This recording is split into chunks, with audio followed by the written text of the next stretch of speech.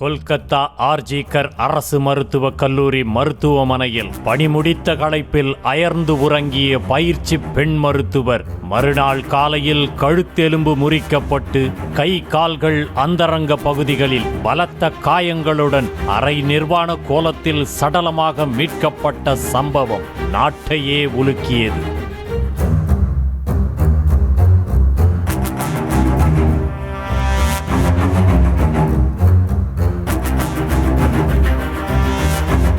இரவு பணியில் இருந்த பெண் பயிற்சி மருத்துவர் கருத்தரங்கு கூடத்தில் பாலியல் பலாத்காரம் செய்யப்பட்டு கொல்லப்பட்டது பிரேத பரிசோதனையில் உறுதியான நிலையில் அது தொடர்பாக சஞ்சய் ராய் என்பவனையும் போலீசார் கைது செய்தனர்.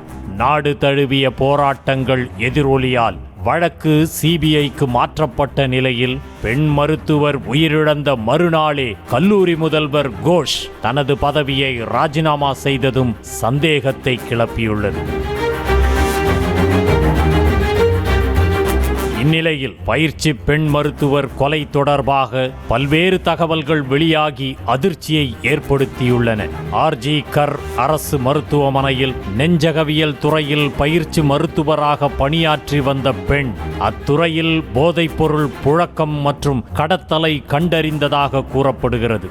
இதுகுறித்து அவர் தீவிரமாக விசாரித்து அதனை வெளிச்சத்திற்கு கொண்டுவர எண்ணியதாகவும் இதுகுறித்து முதல்வரிடம் புகார் அளித்ததாகவும் சொல்லப்படுகிறது. போதைப்பொருள் புழக்கம் தொடர்பான தகவல் வெளிச்சத்திற்கு வந்தால் மருத்துவமனைக்கும் தங்கள் நிர்வாகத்திற்கும் பெரும் தலைவலி ஏற்படுத்தும் என்பதால் போதைப்பொருள் கடத்தல் பற்றி வெளியே சொல்லக்கூடாது என பெண் மருத்துவரை மருத்துவமனை நிர்வாகம் மிரட்டியதாக கூறப்படுகிறது. இதன் எதிரொலியாகவே தொடர்ந்து 36 மணி நேர பணியில் ஈடுபட வைத்து அவருக்கு மன அழுத்தத்தை ஏற்படுத்தியதாகவும் சொல்லப்படுகிறது.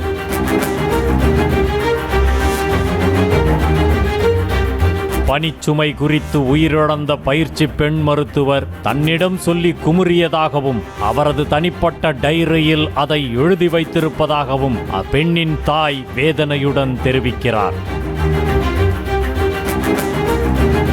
பயிற்சி பெண் மருத்துவர் மிகவும் நியாயமானவர் என கூறும் சக மருத்துவர்கள் போதைப்பொருள் கடத்தல் விவகாரம் தெரிந்த காரணத்தினால்தான் அவர் திட்டமிட்டு பாலியல் வன்புணர்வு செய்து கொல்லப்பட்டிருக்கலாம் என கூறி பகீர் கிளப்பினர். முதல்வர் பதவியை ராஜினாமா செய்த மருத்துவர் கோஷ் மீது பல்வேறு புகார்கள் உள்ளதாகவும் தன் உத்தரவுக்கு கீழ்ப்படியாதவர்களை வேறு மருத்துவமனைக்கு மாற்றுவது, திட்டமிட்டு தேர்வில் தோல்வியடையச் செய்வது, அதிக நேரம் பணியில் ஈடுபட வைப்பது உள்ளிட்ட சதி வேலைகளில் ஈடுபடுவதாகவும் மாணவர்கள் தெரிவிக்கின்றனர்.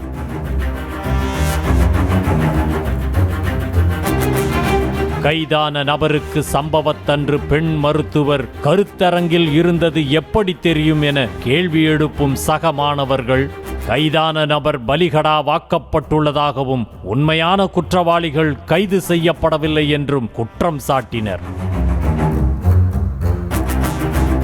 ஒவ்வொரு நாளும் பெண் பயிற்சி மருத்துவர் கொலை தொடர்பான மர்ம முடிச்சுகள் அவிழ்க்கப்படும் நிலையில் சிபிஐ அதிகாரிகள் உண்மையான குற்றவாளிகளை கண்டறிந்து சட்டத்தின் முன் நிறுத்த வேண்டும் என்ற கோரிக்கை வலுத்துள்ளது. செய்திகளை உடனுக்குடனும் துல்லியமாகவும் தெரிந்து கொள்ள சப்ஸ்கிரைப் பண்ணுங்க.